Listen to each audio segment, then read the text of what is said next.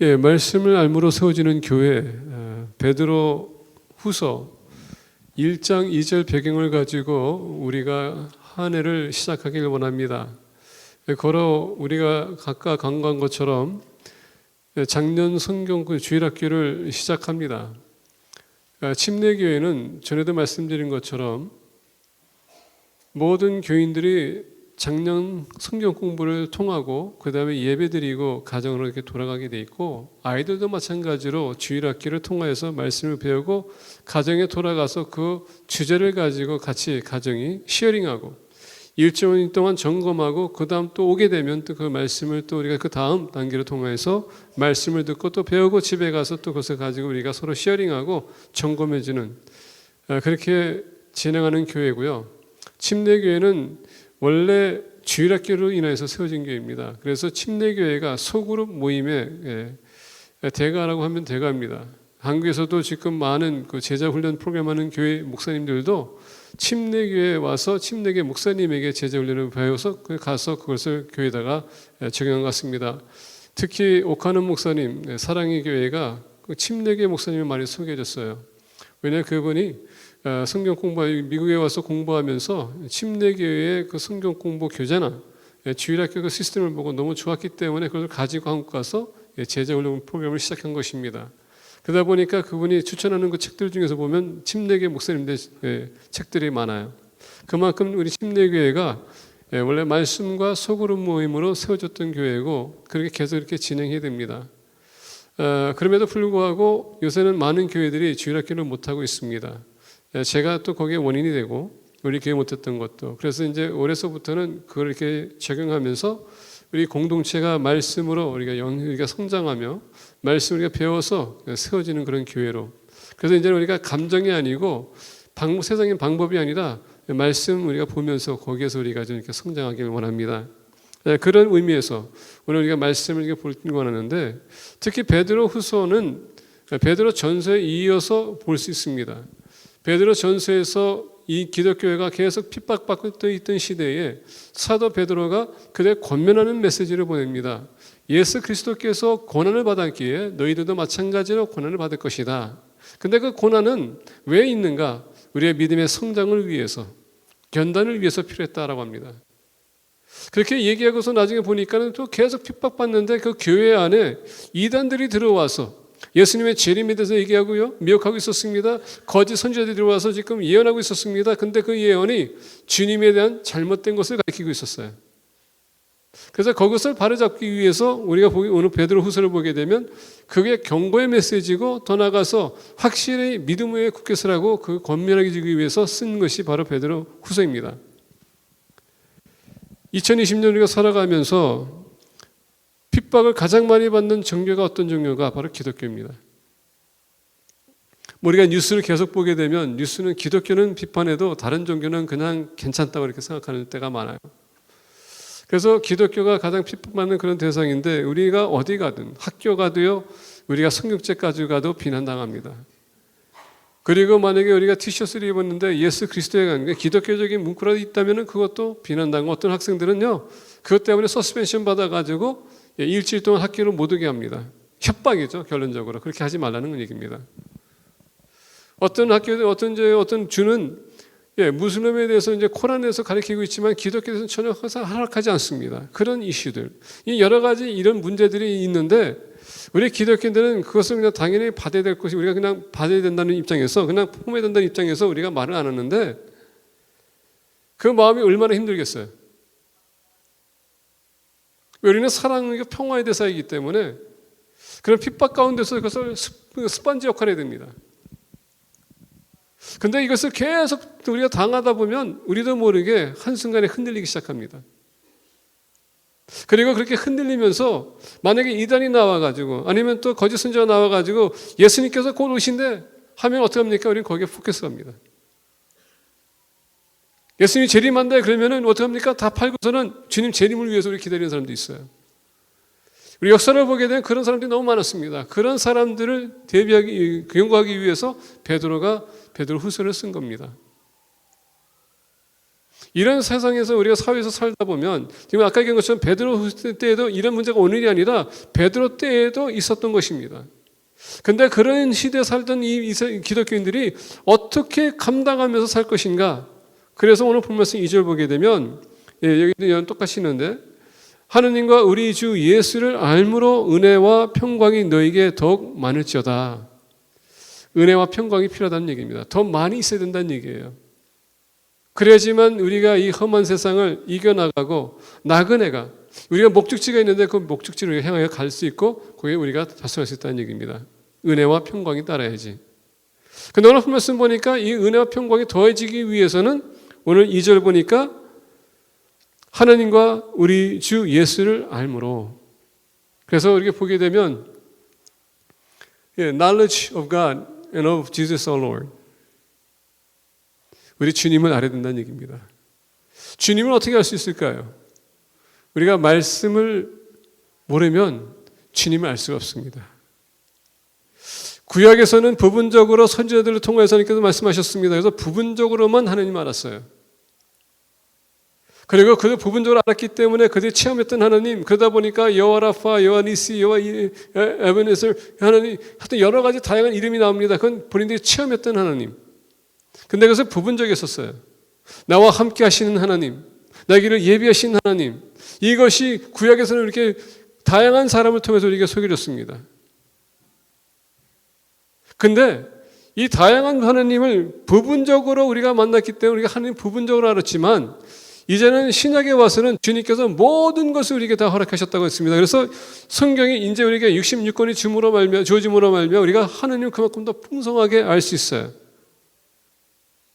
그 아주 하나님을 알므로써 거기에 은혜가 있고 그리고 거기에 평강이 있다는 것도 우리가 알았습니다.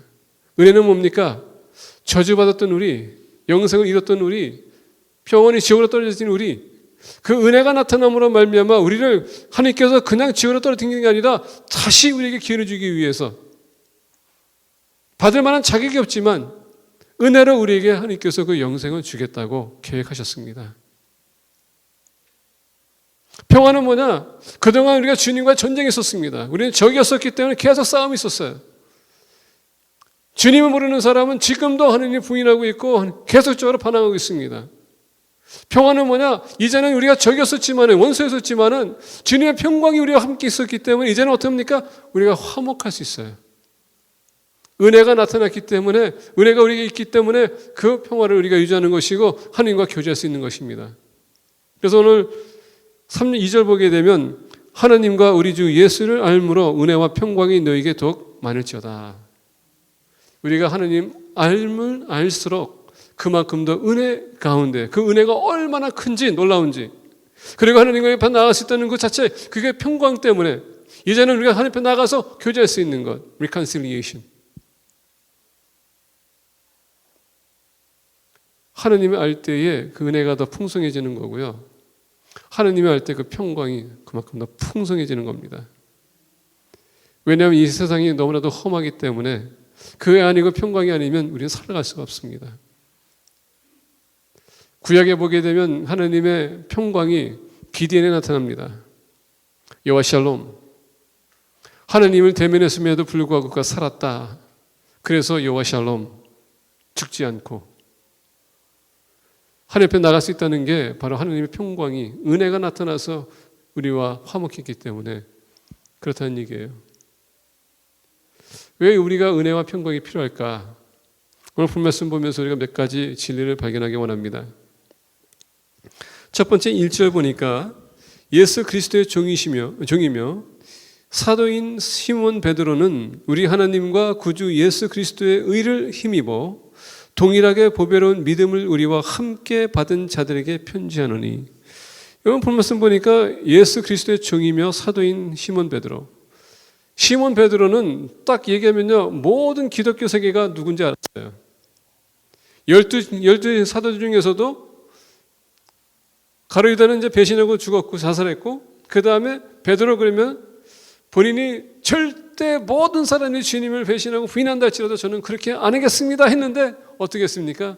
배신했어요. 그럼에도 불구하고 주님께서는 그걸 품고서 어떻게 합니까? 다시 지도자를 세웁니다. 그래서 12 사도들 중에서도 제일 대빵이었었어요. 그러니까 사도 베드로 그러면 다 알아요. 그래서 이 기독교 세계에서 베드로는 어떤 존재인가? 능력 있고 권위가 있는 그런 존재였었습니다. 근데 베드로를 보게 되면 보편적으로 편지 쓰게 되면 나 사도라고 했을 텐데 오늘 말씀 보게 되면 예수 그리스도의 종이며 라고 합니다. 이 종이란 건 뭡니까? 종은 노예를 얘기하는 겁니다. 아무런 권위가 없습니다.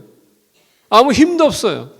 오로지 쓰임받기 위해서 그때 당시에 사도 베드로가 있었던 당시에는 그냥 하나의 노예는 어떤 것이냐? 사람의 소유였었어요. 주인의 소유.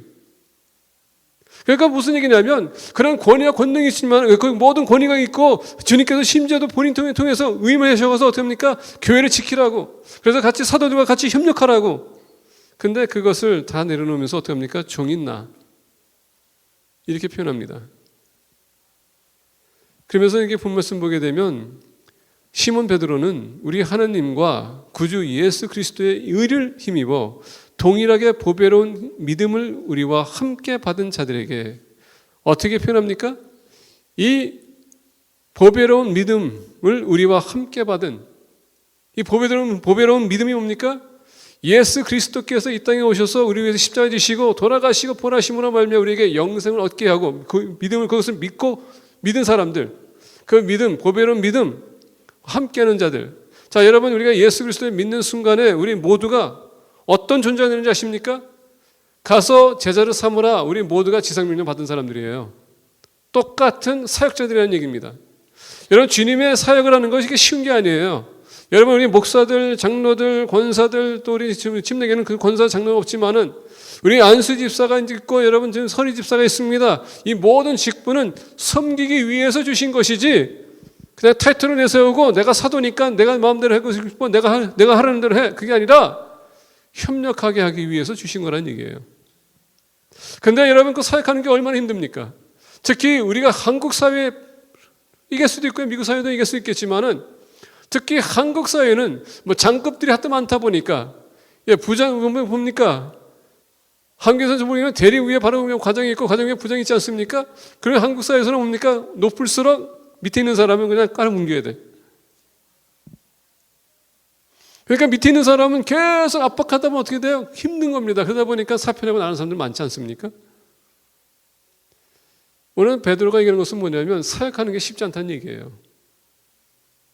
주님이 주신 그 사역, 주님이 주신 그 은사, 여러분 그것을 가지고 주님의 교회를 세워야 되는데 얼마나 말이 많고 얼마나 많은 비판이 있고 얼마나 많은 여러분 도마 위에 올라가서 조금만 실수하게 되면 용납이 안 되고 용서가 안 되고 세상의 사람들이 오히려 더 용서가 더 많아.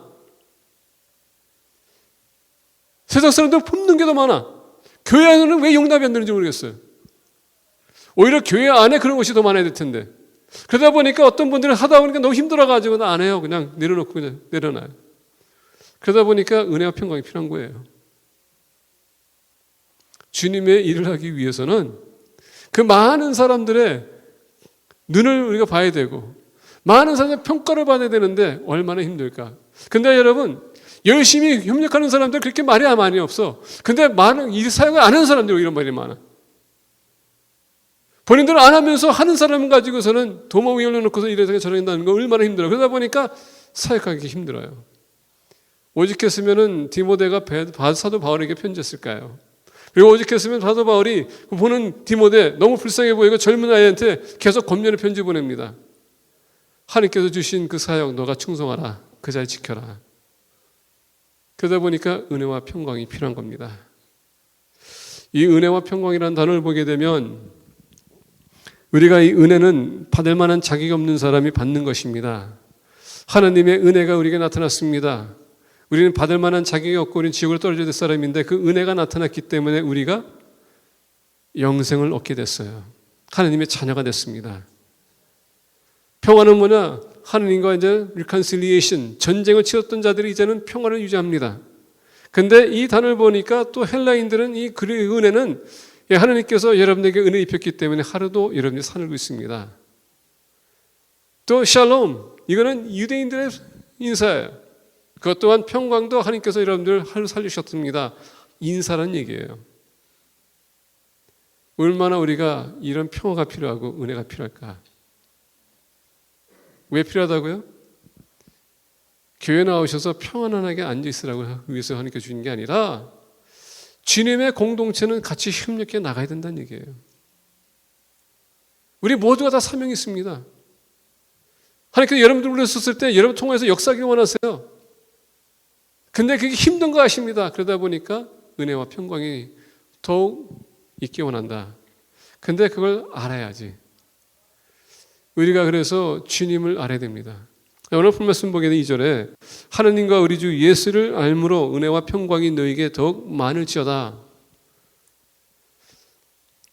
이 은혜와 평강이 올 수 있는 것은 하느님을 더욱 우리가 알 때. 하느님 어떻게 알 수 있습니까? 아까 말씀드린 것처럼 말씀을 알아야 돼요. 말씀을 우리가 알므로 하느님을 아는 것이고 하느님 알므로 우리가 왜 존재하는지 알고 우리가 존재하는 것을 안다면 우리의 목적은 오로지 하느님 영화롭게 하기 위해서. 그럼 바로 여러분 이 마지막 날에 지상명령을 감당하는 것입니다. 그러다 보니까 핍박이 와도 은혜와 평강이 있으면 우리가 그것을 기꺼이 넘길 수 있어요. 두 번째, 우리가 왜 은혜와 평강이 필요한가? 3절과 4절 보겠습니다. 그의 신기한 능력으로 생명과 경건에 속한 모든 것을 우리에게 주셨으니 이는 자기의 영광과 더불어서 우리를 부르신 이를 알므로 말미암음이라. 이로써 그 보배롭고 지극히 큰 약속을 우리에게 주사 이 약속으로 말미암아 너희가 정욕 때문에 세상에서 썩어질 것을 피하여 신성한 성품에 참여하는 자가 되게 하려 하셨느니라. 두 번째, 은혜와 평강이 우리가 필요한 것은 4절의 마지막 부분 보니까 신성한 성품에 참여하는 자가 되게 하려 하심이라. 여기서 신성이라는 것은 divine nature라는 뜻입니다. 이건 divine nature는 뭐냐? 영적인 삶을 얘기하는 겁니다. 근데 이 divine nature는 하나님께서 우리에게 입혀주고자 하는 그 영생의 삶에 우리가 들어가기 위해서 필요하다는 얘기예요.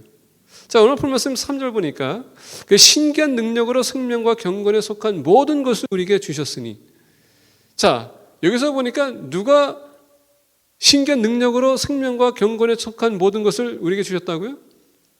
하나님이, 주님이. 영생을 이루는 것. 여러분들이 아무것도 할 수 없다는 얘기예요. 이건 하나님께서 우리에게 주신 것이지 우리가 할 수 있는 거 없다는 얘기입니다. 그래서 오늘 본 말씀 3절 보니까 베드로가 직접적으로 얘기하세요. 그의 신기한 능력으로 이것을 우리가 이해할 수 없는 것입니다. 왜? 그분의 능력이기 때문에. 그분의 권위입니다. 그분이만 할 수 있는 거예요. 신기한 능력으로 생명과 경건에 속한 모든 것을 우리에게 주셨으니. 자, 생명과 경건에 속한 모든 것. 이것은 여러분 하나님의 기준이야. 백성이 살아가야 될 그 기준을 얘기하는 겁니다. 이것을 주님께서 우리에게 주셨다고 했어요. 그렇다면 여러분들이 구원 얻기 위해서 할 수 있는 것은 아무것도 없어요. 여러분들이 할 수 있는 것은 내가 죄인입니다 고백하고요. 하나님께서 주신 그 영생을 우리가 받아들인 겁니다. 선물로. 왜냐하면 우리 의인은 없나니 하나도 없다고 했습니다. 우리는 모든 사람들이 죄인이기 때문에 하나님의 영광에 도달하지 못한다고 했습니다. 왜? 빗나가기 때문에. 죄의 삭은 사망이라고 했어요. 근데 여러분 오늘 말씀 보니까 많은 사람들은 이상하게도 오늘 사회에서 우리가 계속 얘기하는 것처럼 우리가 뭔가를 해야지만 얻는다고 생각하고 열심히 사회에서 열심히 내가 일하면은 내가 열심히 봉사하게 되면 내가 헌신하게 되면 그 누군가 인정해서 나를 높여주는 것처럼 착각에 빠질 때가 많아요. 여러분들 주님을 위해서 할 수 있는 건 아무것도 없어요. 말씀 바깥에서는. 근데 이상하게도 내가 인정받기 위한 그런 것. 그러다 보니까 교회에서도 내가 영생을 얻기 위해서는 뭔가를 해야 된다고 생각해요. 여러분 제 말을 잘 들으세요. 그냥 자리에 그냥 딱 앉아 있는 것도 문제지만은요. 내가 뭘 해야 되겠다는 것도 문제거든요. 세 번째로 알아야 될 것을 제가 얘기할 텐데 왜 그 은혜와 그 평강이 필요하는지 거기에 대해서 이제 우리가 왜 봉사해야 되는지 그걸 얘기하겠습니다. 근데 오늘 말씀 보니까 하나님의 주시는 신성한 성품에 참여하기 위해서 은혜가 평강이 필요한 겁니다. 왜냐하면 내가 할 수 있는 게 없기 때문에. 우리가 살면 살수록 우리가 하나님 말씀을 알면 알수록 내가 얼마나 죄인인지 우리가 알 수 있어요. 그래서 우리가 로마서 보게 되면 우리가 죄인을 더 많이 죄를 지게 되면 어떻게 됩니까? 그 은혜가 더 크다라고 하지 않습니까? 그렇다고 해서 죄를 많이 짓는 것은 아니에요. 그만큼 하나님의 용서가 우리가 상상할 수 없고 이해할 수 없고, 그래서 보니까 그게 신기한 능력으로 어떻게 나 같은 죄인을 살릴 수 있을까, 이 얘기예요. 우리에게 주셨으니 이는 자기의 영광과 덕으로서 우리를 부르신 이를 알므로 말미암이라. 우리가 주님을 아는 것, 그 알므로써 하나님의 은혜가 얼마나 큰지 알므로써 우리가 구원 얻기 위해서는 아무것도 할 수 없다는 것. 세계 종교는 모든 사람들이 자기가 스스로 뭔가를 해야 된다고 얘기하지만 유일하게 기독교만큼은 이 이슈는, 구원받는 이슈는 제삼을 얻는 것, 이것을 해결되지 않으면 우리가 무엇을 해도요 하나님의 기준에 도달할 수 없어요. 근데 하나님께서 그것을 다 하셨다고 합니다. 이로써 그 보배롭고 지극히 큰 약속을, 그 보배롭고 지극히 큰 약속이 뭡니까? 예수 그리스도를 믿음으로 말미암아 우리에게 주시는 그 영생, 그 큰 약속을 우리에게 주사 이 약속으로 말미암아 너희가 정욕 때문에 세상에서 썩어질 것을 피하여 이제는 우리가 옛 삶을 사는 것이 아니라 이제는 우리가 새로운 피조물, 그래서 여러분 우리가 이제는 신성한 성품에 참여하는 자가 되기 위해서는 그 은혜와 평강이 필요하다는 얘기입니다. 세 번째, 왜 우리가 은혜와 평강이 필요한가? 5절서부터 9절 보겠습니다. 그러므로 너희가 더욱 힘써 너희 믿음의 덕을 덕의 지식을, 지식의 절제를, 절제의 인내를, 인내의 경건을, 경건의 형제의 우애를, 형제의 우애의 사랑을 더하라. 이런 것이 너희에게 있어 흡족한 적 너희로 우리 주 예수 그리스도를 알기에 게으르지 않고 열매 없는 자가 되지 않게 하려니와, 이런 것이 없는 자는 승명이라 맹인이라 멀리 보지 못하고 그의 옛 죄가 깨끗하게 된 것을 잊었느니라. 어떤 면에서 보게 되면 주님께서 우리에게 모든 것을 줬다고 했는데 지금 보니까 어떤 면에서 보면은 9절에 이런 것을 없는 자는 맹인이라 멀리 보지 못하고 그의 옛 죄가 깨끗하게 된 것을 잊었느니라. 마치 구원을 잃어버리는 것처럼 들릴 수도 있어요. 자, 그래서 이제 이것을 우리가 좀 해석해 나가야 돼요. 풀어야 되겠습니다. 5절서부터 8절, 특히 8절을 보게 되면 이런 것이, 그게 뭡니까? 5절, 6절, 7절을 얘기하는 겁니다. 이거는 성품을 얘기하는 거예요. qualities. 우리 믿음의 공동체는 이것이 우리 삶에 나타내야 된다는 얘기예요. 이런 것이 너희에게 있어 흡족한 즉 너희로 우리 주 예수 그리스도를 알기에 게으르지 않고 열매 맺는 자가 되지 않게 하려니와. 자, 열매 맺는 것은 뭡니까? 우리 이런 퀄리티의 삶이 있으면 우리의 믿음의 성장이 있다는 얘기예요. 영적 성장을 얘기하는 겁니다. 다시 얘기한다면 예수 그리스도를 믿는 사람은, 여러분 예수 그리스도를 믿는 순간에 우리가 뭘 믿습니까? 믿음이라는 것은 말씀을 들어보면 온다고 했습니다. 그러면 여러분 그 말씀이 우리 삶에 적용이 돼서 이런 열매가 나타나야 된다는 얘기예요. 이거는 구원과 상관이 없습니다. 이건 여러분의 영적인 성장을 얘기하는 것이고 영적 상태를 얘기하는 겁니다. 여러분 믿음을 가지고 얘기하고 싶습니까? 여러분들이 구원 얻었다, 구원 잃었다 할 수 없어요. 근데 제가 얘기했는 건 뭐냐? 이런 성품을 봐서 여러분의 믿음의 성장이 있는지 없는지 그것을 볼 수 있다는 얘기예요. 여러분 믿음이 어디까지 도달했는지 그것이 여러분 아직도 부족한지 볼 수 있다는 얘기예요. 그 기준입니다. 근데 더 나아가 나 스스로가 점검해 주기 위해서 이 기준을 쓴 거예요. 자, 보겠습니다. 그러므로 너희가 더욱 힘써. 자, 힘쓰라는 단어가 나옵니다. 이건 힘써야 될 거예요. 이건 뭡니까? 책임감을 가지라는 얘기예요. 예수님을 믿으면 믿는 순간에 여러분 말씀을 가지고 믿음이 생긴다고 했습니다. 말씀 내가 받아들였다면은 책임을 가지고 열심을 내라는 얘기예요. 구원을 벌써 이미 얻었습니다. 그렇다면 구원받은 사람은 이런 책임적인 삶이 따라야 된다는 얘기예요. 자, 보겠습니다. 믿음의 덕을, 자, 이 모든 것은 믿음이 따라야 되는데 첫 번째는 덕을 얘기합니다. 이 덕은요 도덕적인 것을 얘기하는 겁니다. 사람들에게 은혜 끼치는 걸 얘기하는 거예요. 사람들에게 여러분 잘못하는 것이 아니라 속임수를 쓰는 게 아니라 그들에게 덕을 끼치는 겁니까? 우리가 선과 악을 가지고 우리의 인생의 기준을 가지고 살아가는 겁니다. 분별력을 가지라는 얘기예요.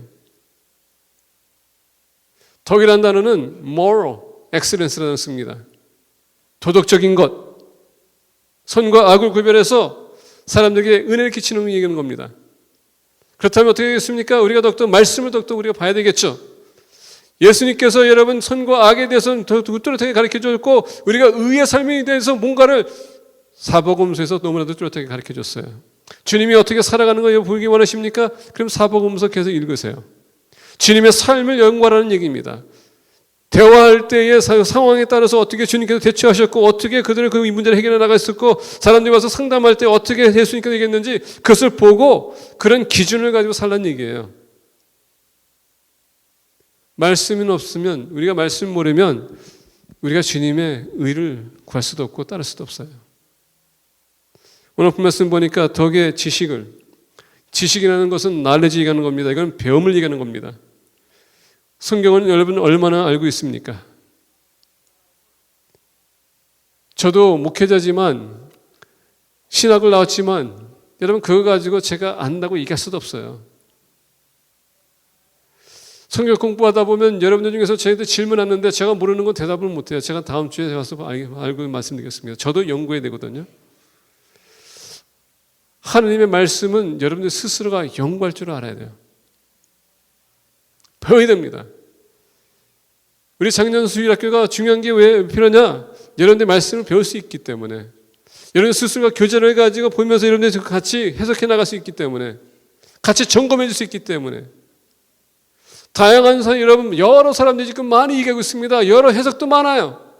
근데 여러분 진리는 틀릴 수가 없어요. 방법은 틀릴 수 있어도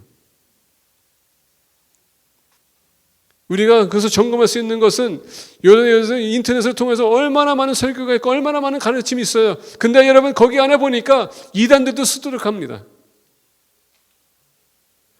교회에서 여러분 소속이라면 교회에서 성경 공부해야지 나가서 여러분 무슨 성경 공부 누가 무슨 개인적으로 한다고 그런 데 가지 마세요.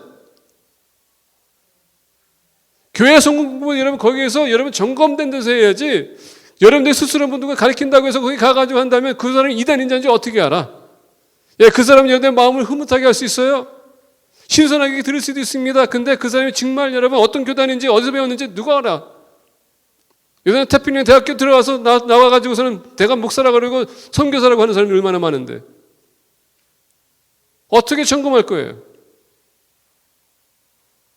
그래서 여러분들이 말씀을 알아야 됩니다. 죄송하지만 교회 바깥에서 성경 공부하시는 분들 제가 충고합니다. 조심하세요. 점검되지 않은 사람 밑에서 이런 공부할 때에 얼마나 그걸로 인해서 잘못된 길로 가는지 하와이 있을 때도 마찬가지, 브라질 있을 때도 마찬가지, 여기 와서도 봅니다. 교회 소속이 아닌 사람들이 본인들이 스스로가 선지라고 목사라고 얘기하면서 말씀은 일관성이 있어야 돼요. 페이필 심리교회 소속이라면 여러분 교회 안에서 말씀을 같이 나누시고 연구하시고 공부하세요.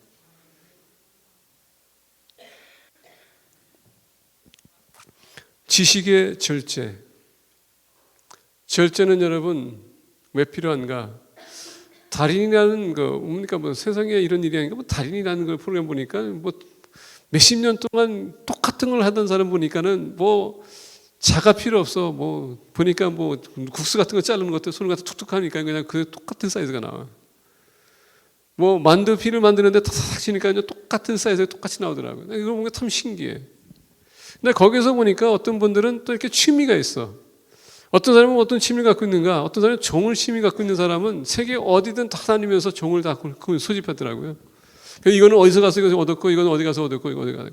어떤 사람은 또 라이터를 또 취미 가져와서 또 라이터를 또 수집하는 사람이 있어요. 근데 이 달인들 보니까 집안에 그 안방에 가득 차 있지만은, 리빙룸에 가득 차 있지만은 그게 부족해가지고 또 창고가 있는데 창고 문을 딱 여니까 거기 안에도 그냥 가득 차 있어요. 자, 여러분 생각해 보세요. 집에다가 이 라이터나 또는 종이나 또는 뭐 차 같은 거 저기 하는 사람도 있고요. 뭐 하여튼 취미가 많아. 근데 보니까 본인들이 여행 가가지고 샀지 또 뭐 무슨 얘기 들어도 거기 가서 또 샀지. 그러다 보니까 여러분 시간 낭비하지, 물질 낭비하지. 근데 그게 필요한가? 여러분 똑같은 취미가 있는 사람에게는 그게 유익한, 그게 뭐 중요하겠지만은 내가 만약에 그 누가 나한테 줬다면 다 나한테 쓰레기예요. 그러다 버려야 돼. 내가 라이터 가지고 뭐해? 내가 만약 종에 관심이 없으면 그건 다 쓰레기거든요. 짐이야. 근데 오늘날 많은 사람들은 불필요하게 내가 꼭 필요한 것은 구하지 않고 그냥 불필요하게 내가 뭐 나를 자신을 만족시키기 위해서 이 정령을 채우기 위해서 많은 것을 소집합니다. 그러다 보니까 그게 절제가 안 돼. 아내한테 물어보니까 아내들은 그냥 머리가 아프대요. 왜 저런 걸 쓸데없는 걸 주겠는지 모르겠다고. 그 돈 쓴 거 보면 얼마나 많은 돈이 투자됐는지. 근데 절제가 안 돼. 오늘 말씀이 바로 그겁니다. 내 정력과 욕심 이런 것을 채우기 위해서 끊임없이 뭔가를 얻어야 되고 내가 소유해야 되는 것. 어떤 면에서 보게 되면 여러분 이 욕심이라는 것은 내 자신 너무 가득 차 있기 때문에 내가 이거 없으면 불안해지는 것. 그 중독이에요. 그런 걸 절제하라는 얘기입니다. 우리의 삶이 그리워하고 여러 소망하고 갈망하는 것이 바로 주님이 돼야지 이게 아니라는 얘기입니다. 더 나아가 그만큼 우리가 말씀을 사모할 수 있는 시간을 투자할 수 있는 그런 사람이 된다는 얘기예요. 하나님 나라에 얼마나 여러분들 투자했습니까? 여러분 돈 쌓는 거 나하고 상관없어요. 돈이 많다 집이 많다 어떤 분이 그러더라고요. 뭐 보니까는 뭐 집이 몇 채고 뭐 100만 자자로 하는데 그래요? 교회를 위해서 하는 것은 뭡니까? 아무것도 없어. 다하고 상관없어요. 그 사람 여러분 주님 앞에 나갔었을 때 참 부끄러울 것 같아. 믿는 사람이라면. 절제가 필요해요. 어느 정도. 근데 우리 절제하지 못할 때가 많아요. 자, 절제를 인해서 여러분 인내라는 것은 일관성이 있어야 돼요. 지속적이어야 된다는 얘기입니다. 절제하면은 그게 힘들어요. 연단이 필요해요. 근데 여러분 절제하는 순간서부터 우리가 뭐가 필요합니까? 인내다. 이제 계속적으로 유혹이 올 텐데 우리가 참아야 돼요. 인내. 그러면서 경건. 아까 말씀드린 경건은 여러분 우리가 주님 닮아가는 것입니다. 닮아가는 것은 간단해요. 예수님의 삶을 사복음서 통해서 여러분들 연구하세요. 사도 바울과 그리고 베드로와 그리고 다양한 사도들의 말씀을 보면서 서신을 보면서 구약을 보면서 우리가 보면서 하나님께서 하라는 것 우리가 하고 하지 말라는 거 안 하는 게 그것이 여러분 바로 하나님 닮아가는 거예요. 경건의 형제 우애를 여기서 형제 우애는요 한 태에서 나왔다는 뜻을 갖고 있습니다. 필레오. 이 형제 우애는 우리가 한 가족에서 한 태에서 났다고 하는 건데 무슨 뜻을 갖고 있냐면 한 부모를 얘기하는 것입니다.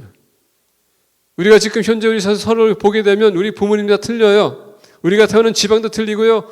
보게 되면 우리 미국 사람도 계시고요. 한국 사람도 계시고 다양한 우리가 지역을 볼 수 있습니다. 근데 여러분 하늘나라에서는 그거 다 없어요. 국경이 없습니다. 주님 안에서는 하나님의 백성이에요. 죄송한 얘기지만 여러분들 자녀들, 여러분들 남편들, 여러분들 아내들, 여러분들 부모님들 예수님 영접하지 않으면 여러분들 아무런 상관이 없습니다. 천국에 올라가죠? 그 사람들 거기 없어요. 죄송한 얘기죠. 그래서 우리가 전도해야 되는 겁니다. 근데 이상하게도 우리는 아직도 거기에 미련이 있습니다. 그것만 바라보고 있어요. 근데 여러분 나중에 보기에 실망이 클 겁니다. 더 나아가 엄청나게 책망받을 거예요. 그래서 은혜와 평강이 필요한 겁니다. 이걸 내가 어떻게 다 감당해? 자, 보겠습니다. 형제 우애의 사랑을 도와라. 여기서 사랑은 아가페 사랑을 얘기하는 겁니다. 내가 희생할 수 있는 것, 헌신할 수 있는 것. 근데 아무것도 바라지 않는 것. 우리가 살아가는 이 세상에서는 내가 뭔가를 얻기 위해서 해야 된다고 생각하기 때문에 우리는 뭘 하면은 반드시 뭐 돈을 이렇게 받아야 되는 그런 게 익숙해요. 내가 줬는데 나한테 안 들려줬다 그러면 섭섭함이 계속 찾아오는 것 같아요. 내가 이만큼 해줬는데 나한테 돌아온 게 없어 그러면 그 사람 볼 때마다 미운 마음이 생기고 미운 마음이 생기는 것 보면 거기까지 가면 괜찮아. 근데 그것을 가지고 어떻게 합니까? 이 입이 열려가지고 다른 사람한테 그 사람한테 나쁜 말을 하기 시작해. 얼마나 많이 하는지. 그 사람 마음 아세요? 모르죠? 근데 우리가 그 사람을 여러분 계속 얘기하게 되면 성령이 아파합니다. 자, 이제 이렇게 하면서 이제 여러 가지 이제 여러분 성품에 대해서 얘기합니다. 그러면서 이런 것이 너희에게 있어 흡족한즉. 자, 보게 되면 For if you possess these qualities in increasing measure, they will keep you from being ineffective. 우리 흡족한즉 너희로 우리 주 예수 그리스도를 알기에 게으르지 않고 열매 맺는 자가 되지 않게 하려니와. 이 모든 것이 뭐라고요? 이 모든 것이 왜 있다고요? 보니까 게으르지 않고 열매 없는 자가 되지 않게 하려고, 열매 있는 자가 되게 하기 위해서, 여러분들이 하나님에 속한다는 것을 우리가 알게 하기 위해서, 더 나아가서 여러분 확신을 갖게 하기 위해서. 지금 베드로가 왜 얘기했냐면 우리 믿는 사람들이 예수 그리스도 안에서 우리가 예수 믿음으로 말미암아 영생이 있거든요. 그 영생을 우리가 있기 때문에 그 영생 안에서 우리가 이렇게 살아가야 된다는 얘기예요. 영생 있는 사람은 이것이 증명이 돼야 된다는 얘기입니다. 그러다 보니까 은혜가 평강이 필요한 거예요. 얼마나 힘들겠어요. 이 모든 거 지금 얘기했지만 이게 쉬운 게 아니야. 말로 가지고는 안 되는 거거든요. 삶을 보여야 되기 때문에. 근데 오늘날 많은 교회에 나오는 사람들 보게 되면 너무나도 아이들하게 앉아 있고요. 섬김을 받으려고 할 때가 많아. 여러분 교회 나오는 것은 섬김받기 위해서 나오는 게 아니라 섬기기 위해서 나오는 거예요. 여러분이 서로 섬긴다면 얼마나 공동체가 좋아지겠어. 근데 I want to receive. 이게 우리의 멘탈리티예요. 모든 것을 받고자 하는 거예요. 근데 더 중요한 건 뭐냐면 이거로 인해서 여러분들과 저가 어떤 사람인지 다시 한번 증명해 주기 위해서예요. 여러분 구원의 확신이 뭔지 아십니까? 바로 이런 것이 삶에 나타나는 겁니다. 그래서 내가 흔들리지 않고, 왜 그런지 아세요? 이런 것이 나타나지 않으면 내가 구원받았는가 없는가 이게 흔들리기 시작해요. 그러다 보니까 어떤 사람들은 확신 안 가니까 내가 열심히 해야 되겠지 그러다가 그러면 나 구원 얻었어. 나중에는 내가 안 하면 나 구원 잃었어. 이런 혼동이 없도록 계속적으로 이런 상황에서 우리가 열매 맺게 되면 그런데 여러분 우리가 자화지 않아요. 우리의 믿음을 지속적으로 우리가 계속적으로 지켜나갈 수 있다는 얘기예요. 그래서 영적인 성장이 필요하기 위해서 은혜와 평강이 따라야 되는 겁니다. 이 열매를 여러분 잘 연구하세요. 그리고 2020년도에는 이것을 여러분들의 삶에서 나타내길 바랍니다. 그것은 또 뭐냐?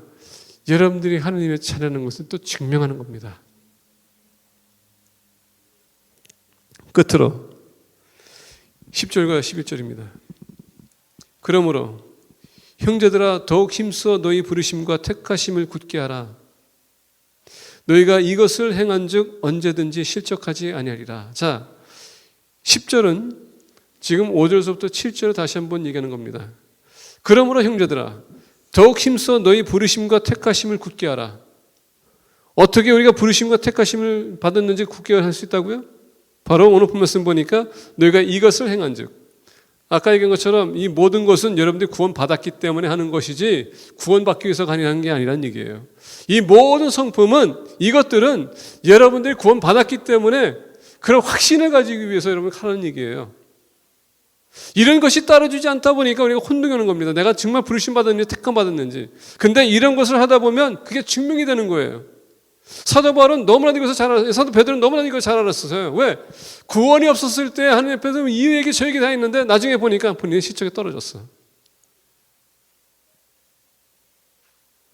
그래서 그러므로 형제들아 더욱 힘써 너희 부르심과 택하심을 굳게 하라.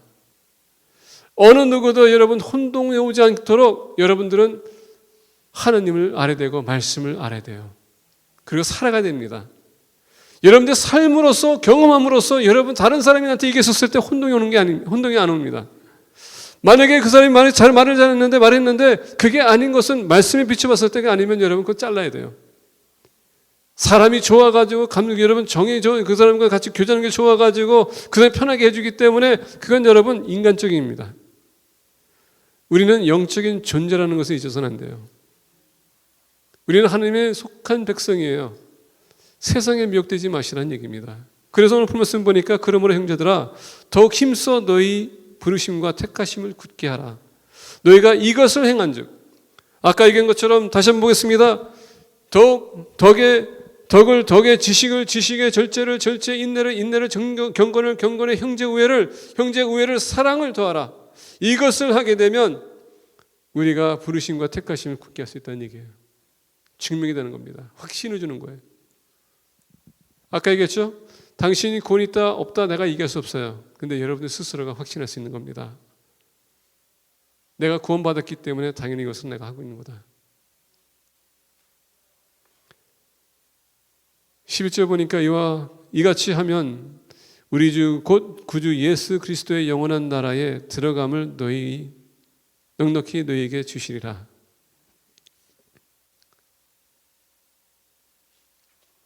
아까 제가 구절을 얘기하면서 이런 것이 없는 자는 맹인이라 멀리 보지 못하고 그의 옛 죄가 깨끗하게 된 것을 잊었느니라. 혼동이 오는 겁니다.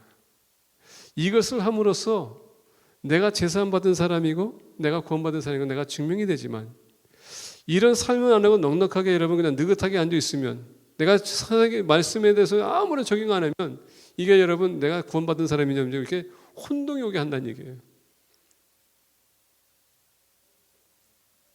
구원만큼은 혼동이 오서는 안 됩니다. 구원은 하나님의 은혜로 말미암아 믿음으로 구원 얻는 것이지 우리가 아무것도 할 수 없어요. 이 성품들은 내가 구원받았기 때문에 거기서 여러분 열매로 나타나는 거예요.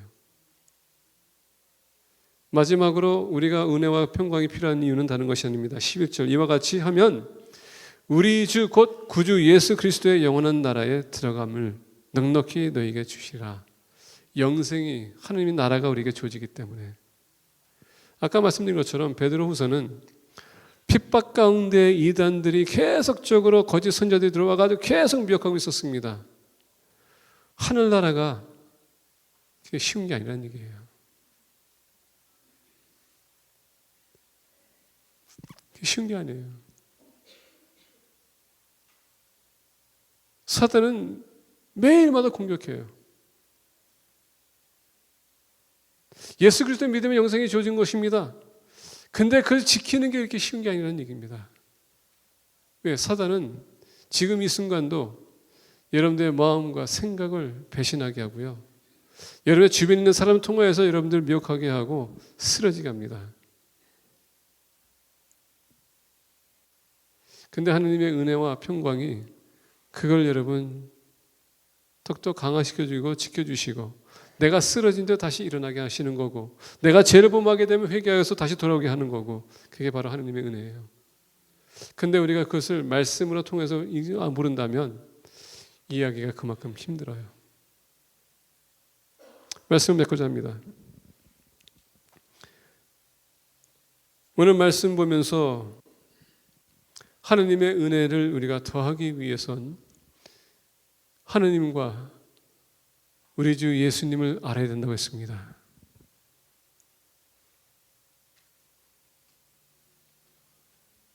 왜냐하면 우리가 그 은혜와 평강이 필요한 이유는 다른 것이 아니라 같이 협력해 나가기 위해서 하나님의 백성인 것을 우리가 알기 때문에 그 신령한 것을 우리가 체험하고 우리가 그것을 지키기 위해서 그리고 영적인 성장을 위해서 주님의 약속을 우리가 얻기 위해서는 필요한 것이 바로 하나님의 은혜와 평강입니다. 그게 우리가 하나님 알 때에 더욱더 풍성해질 수 있어요. 2020년은 우리 모두가 하나님 알기 위해서 협력하는 공동체가 되기를 축복합니다. 기도하겠습니다.